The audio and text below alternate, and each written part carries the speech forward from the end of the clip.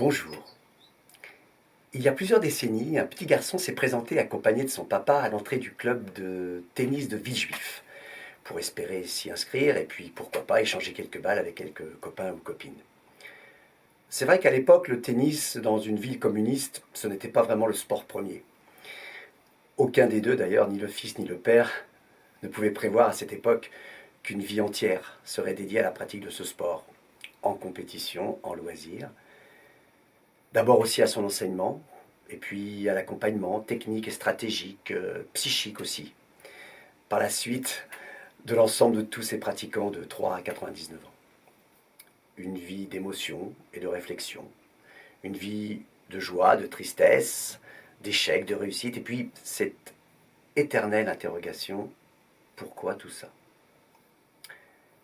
Pour qui et quel sens donner à ces heures d'entraînement, à ces voyages dans toute la France pour écumer les tournois, gagner quelques clopinettes et puis s'alanguir dans des chambres d'hôtel à se reposer, faire des siestes en attendant le prochain match et puis tenter d'enchaîner pour essayer de remporter une petite coupe avec quelques sous, un petit chèque qui couvrira de toute façon à peine les frais de déplacement. Maintenant, imaginez-vous prenant de la hauteur, survolant un petit peu cette scène étrange de deux êtres tapant dans une balle avec un objet à la forme un peu ovoïde, avec des tresses d'un cordage fin, en poussant des cris de rage avec chaque contact qu'on pourrait avoir avec ces petites balles jaunes. C'est sûr qu'un extraterrestre qui passerait par là trouverait cela bien étrange, n'est-ce pas? Alors je vous propose de vous mettre dans la peau de cet extraterrestre pour 2 heures, le temps d'une découverte le dimanche 15 mai de 10h à 12h pour une réunion publique que j'animerai au complexe Marcel Beck, au beau milieu de la forêt de Meudon. Oui, rassurez-vous, ce n'était pas 2 heures maintenant, c'était dans quelques semaines. Pour cette occasion, vous deviendrez explorateur et exploratrice des contenus de l'apprentissage et puis de la performance sportive, notamment sous un angle un peu hypnotique. À travers la découverte de techniques très simples, toujours en contact avec votre conscience ordinaire, celle que vous êtes habitué à ressentir.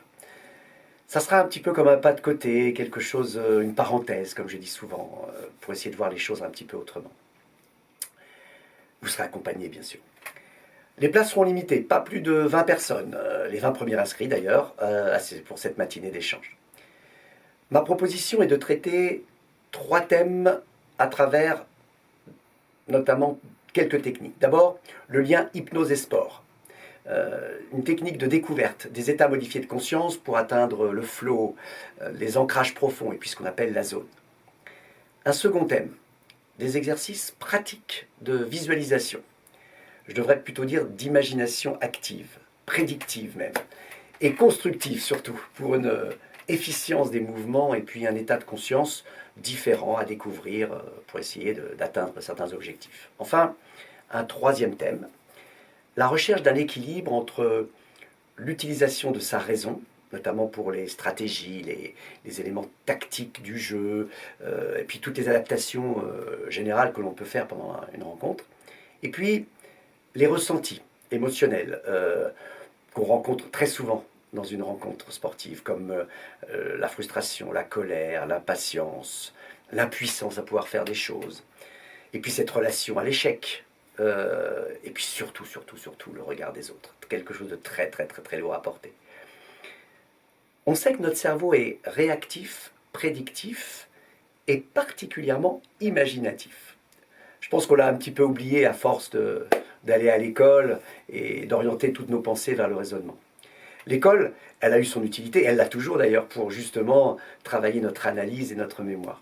Mais au fur et à mesure que des matières compliquées sont venues l'enrichir, on a perdu un petit peu cette imagination. Cette imagination qui nous emmenait à visiter des mondes incroyables où tout était possible. C'est une dualité essentielle que celle de la raison d'un côté et l'imagination de l'autre. Je l'ai pas mal traité dans les audios précédents à travers les dualités. Bien sûr, ce couple raison-imagination peut être redoutablement efficace quand il fonctionne de concert. Alors, reconnaître la force et les faiblesses de la raison, et en même temps les forces et les faiblesses de l'imagination, et puis tous les travers qu'elle peut nous apporter, c'est aussi faire connaissance avec ces forces qui interagissent en nous pour essayer, tenter en tout cas de les utiliser un petit peu à notre avantage. Je sais que c'est un peu abstrait comme concept au départ, mais je voudrais vraiment vous faire partager un petit peu ce côté limpide et clair, et puis surtout vous en faire l'expérience. Notamment à travers des exercices pratiques pour essayer d'entraîner vos neurones à penser juste, à être peut-être plus clairvoyants, à développer un peu plus d'attention, à imaginer tous les possibles, et puis de jouer avec tout ça, de s'amuser, avec la fois le corps, l'esprit, tout ce qui est intelligible et sensible, et donc notre raison et nos ressentis. L'objectif, donner la meilleure version de soi-même. Je ne veux pas vous vendre du vent. Je sais que personne ne sera Federer ou Nadal ou Djokovic en sortant de cette réunion publique, ou alors en s'inscrivant au programme que j'ai décliné. Non, non, ça sera plutôt un élan, une espèce d'impulsion dynamique, harmonieuse j'espère. Clarifier les forces qui sont en jeu, se donner la vision d'un devenir, et puis surtout donner du sens à ce mouvement que l'on fait. Alors, mouvement du corps, mouvement des pensées, mouvement, tout ça stimulé par la force de l'imagination. Et déjà, vous pouvez commencer à imaginer combien hypnose et sport peuvent faire bon ménage. Alors, comment ça fonctionne? D'abord, c'est en modifiant certains états de conscience, un peu différents de la conscience dite ordinaire. Vous savez, celle dans laquelle vous vivez un petit peu en permanence au quotidien, celle qui gère votre monde extérieur, qui pense, qui analyse pour résoudre tous les problèmes qui vous sont posés, toutes les difficultés qui pourraient se présenter. Et puis, c'est aussi celle qui réagit aux situations. Toutes ces pensées qui tentent aussi de prédire l'avenir et puis de s'y adapter. Notre cerveau est réactif et prédictif. Ça, je vous l'ai déjà dit. Mais c'est plus sur l'aspect imaginatif que je voudrais insister aujourd'hui. Cette troisième fonction de notre cerveau, et notamment avec son contenu qu'on appelle l'imaginaire, c'est un peu ça l'hypnose. L'hypnose, c'est de l'imagination à l'état pur, c'est l'imaginaire qui se met en mouvement. C'est déjà une fonction qui existe en nous, mais qui est très très très très mal utilisée. Alors, à quoi ça peut servir d'avoir de l'imagination en sport, notamment au tennis? D'abord, peut-être à atténuer certaines pressions, à se libérer de l'autocensure qui limite notre expression physique, bien sûr, mais aussi la manière dont on se comporte. Et c'est parfois essentiel quand on veut être performant.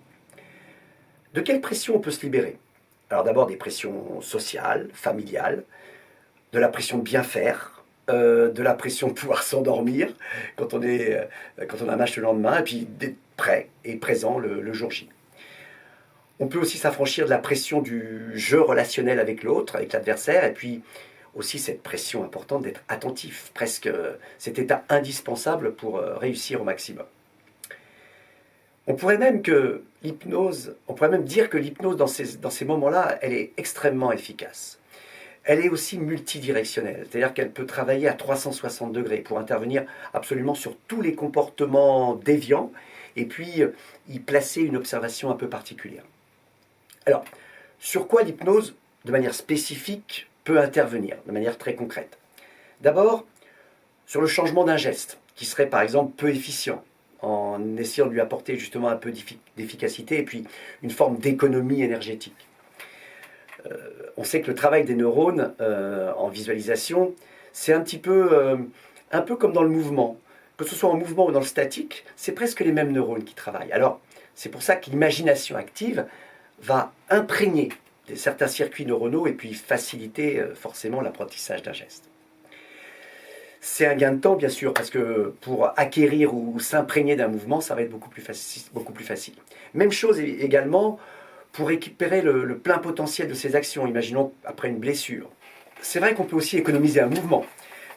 Imaginons qu'il y ait des blocages ou des frottements articulaires.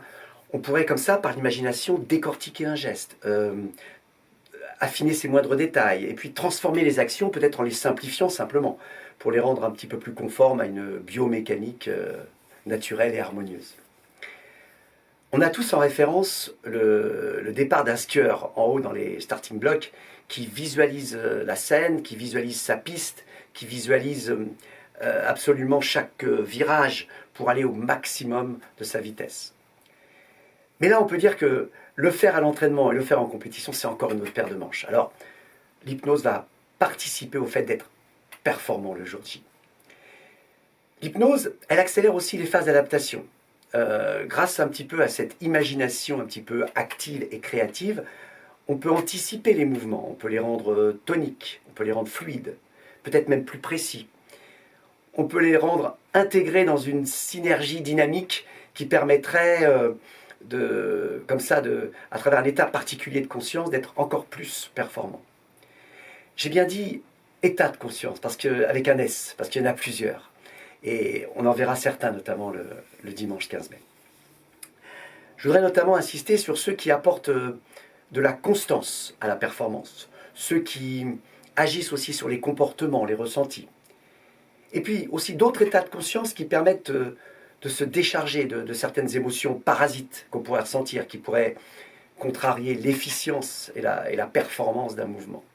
C'est très intéressant, j'en suis absolument convaincu qu'en faire l'apprentissage et en faire l'expérience, c'est un apport inestimable. Et puis il y a aussi la motivation. Alors la motivation, c'est peut-être là où on peut agir le plus. Cette motivation qui est au cœur de la persévérance, qui est au cœur de la distribution d'énergie. C'est celle qui alimente absolument toutes nos actions. C'est un peu le moteur de nos actions.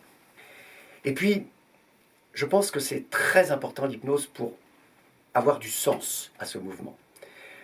Se poser peut-être les bonnes questions dans cet état modifié de conscience et puis pouvoir y donner les bonnes réponses avec un état modifié. Mais bien sûr, on a besoin de la raison aussi. On a besoin de ce subtil mélange entre la raison et le ressenti. Et le but de tout ça, c'est d'harmoniser. Certaines dualités sont compliquées à gérer, comme le doute et la confiance, la patience et l'impatience, une forme de calme, mais aussi d'intensité, une forme de savoir oser, mais sans se frustrer. Et puis au final, la prise en compte d'un résultat, victoire ou défaite, joie ou tristesse. Un peu dans l'esprit évoqué par Rudyard Kipling. Vous savez, cette phrase célèbre qui disait qu'il fallait rencontrer triomphe après défaite et recevoir ces deux menteurs d'un même front. En finalité, pour la performance, être persévérant, produire de l'énergie, c'est vraiment nécessaire pour justement créer l'intensité tout au long d'une rencontre, principalement dans les moments importants, les moments décisifs qu'on appelle le money time. Donc, sans raison et sans ressenti pour se retrouver au Clubhouse de Marcel Beck le dimanche 15 mai de 10h à 12h. Je serais vraiment ravi de vous y accueillir. Et on parlera concret. Pour vous inscrire, très simple, par retour de WhatsApp, simplement en me disant que vous êtes intéressé. Et puis je vous enverrai une validation parce que je vous rappelle que ce seront seulement les 100 premiers, les 20 premiers, qui pourront être pris. 100, ça serait un peu trop nombreux, la salle est trop petite. Cette conférence sera gratuite, juste pour ceux qui le voudraient, une participation qu'on appelle au chapeau. C'est-à-dire, on donne un petit peu ce qu'on veut, notamment pour tous les frais engendrés, et puis m'encourager aussi un petit peu à continuer. Je ferai également quelque chose pour les enfants dans un deuxième temps. En attendant, et pour ceux qui ne l'ont pas encore fait, je vous invite à écouter quelques audios sur ma chaîne YouTube, notamment le dernier épisode, l'épisode 3 sur les dualités, qui s'appelle Un paradis quelque part. Et peut-être que cette écoute pourra éclairer un petit peu votre vision. La performance du sport et puis véritablement le plaisir du sport, c'est trop sérieux et trop amusant pour le laisser à notre simple volonté. Et je pense que l'offrir à notre imagination, c'est quand même pas mal. Alors, place à ce monde passionnant du sport, du tennis en particulier. Et je vous invite vraiment ce dimanche 15 mai, à venir me rejoindre au complexe Marcel Beck. Voilà, je vous souhaite une bonne journée ou nuit, selon.